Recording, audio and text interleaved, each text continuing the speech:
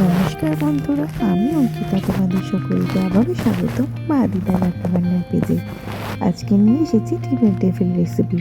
জানি এটা সবাই বানাতে পারে, তবুও আমি কীভাবে বানালাম সেটা একটু তোমাদের সাথে শেয়ার করলাম। তো এখানে দেখতেই পাচ্ছ আমি কী কী সবজি নিয়েছি। আর এখানে আলুটাকে একটু নুন দিয়ে সিদ্ধ বসিয়ে দিলাম, আর ডিমটা।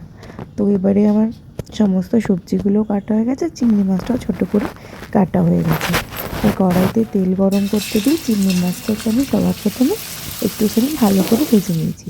আর অন্যদিকে ততক্ষণেই সিদ্ধ করে রাখা ডিমগুলোকে মাঝখান থেকে ফালি ফালি করে কেটে নিচ্ছি। ইতিমধ্যে আমার চিংড়ি মাছও ভাজা হয়ে গেছে, তো সেটাকে তুলে নিই। সেই তেলের মধ্যেই আমি ফার্স্টে পেঁয়াজটাকে একটু ভেজে নেবো, তারপরে আস্তে আস্তে বাকি সবজিগুলো দিয়েও ভাজতে থাকবো। এই যে অনেকটা গোল্ডেন ব্রাউন করে পেঁয়াজ ভাজা হয়ে গেছে, এবার এতে একে একে কাঁচা লঙ্কা কুচি, রসুন কুচি, আদা কুচি আর টমেটো কুচিটা ভালো করে ভেজে নেব। দিয়ে এর মধ্যে একে একে মশলা দিয়ে দেবো। কাশ্মীরি লঙ্কার গুঁড়ো দিয়েছি, এমনি লাল লঙ্কার গুঁড়ো দিয়েছি, একটু জিরে গুঁড়ো, ধনে গুঁড়ো আর স্বাদ মতো নুন দিয়েছি। দিয়ে দেখতেই পাচ্ছ এটা ততক্ষণ পর্যন্ত ভেজেছি যতক্ষণ না তেল ছেড়ে আসছিলো। আর তারপরে এর মধ্যে দিয়ে দিলাম আগে থেকে ভেজে রাখা চিংড়ি মাছ আর সেই আলু সেদ্ধটা। এবার ভালো করে আলু সেদ্ধর সাথে এই পেঁয়াজ ভাজা সব মিশ্রণটাকে মিশিয়ে নিয়ে আলুটা যখন পুরোপুরিভাবে মিশে যাবে, তারপরে নামানোর আগে স্বাদ মতন একটুখানি গোলমরিচ গুঁড়ো আর একটুখানি বাদাম কুচিও আমি দিয়েছিলাম। আর এই যে ধনে পাতাটা ওটা একটু মিশিয়ে দিলাম। দিলেই আমাদের কিন্তু ডিমের টেবিলের পুরটা রেডি হয়ে যাবে।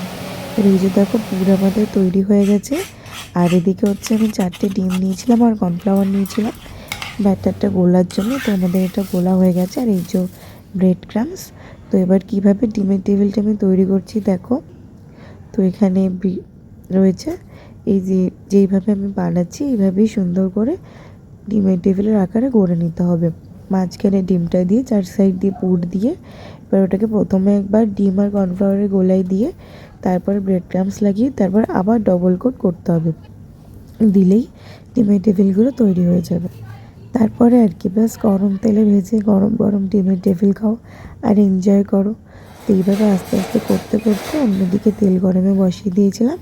আর ডিমের টেবিলগুলোও আমার হয়ে গেছিলো মোটামুটি তৈরি। আর একে একে তেলে ভেজে থেকে গরম গরম সসের সাথে স্যালাডের সাথে পরিবেশন করলেন। তোমরা এইভাবে বানিয়ে দেখো।